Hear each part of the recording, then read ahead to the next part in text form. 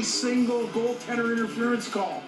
How can you get every single goal interference call and miss two blatant middle of the ice late hits? The first one was greening on Gabrick in the second period, and you missed that. And God forbid that you criticize the officials or criticize the league. It cost John Tortorella 10 grand, and it cost Quenneville 10 grand. The league, for once, I'd like to hear them say, you know what? Our officials weren't very good.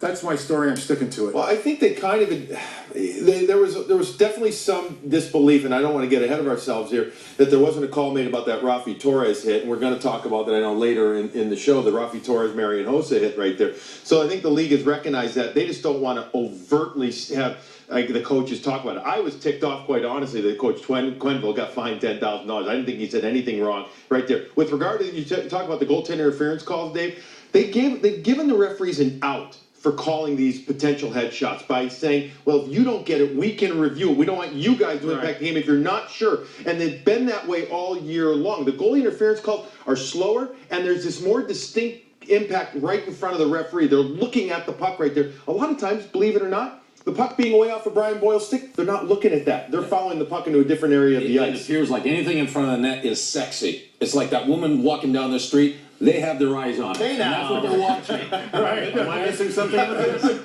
Does that make any sense? Well, no, the focal point, of course, the focus is going to be right there. But what I don't get is it's a contact sport.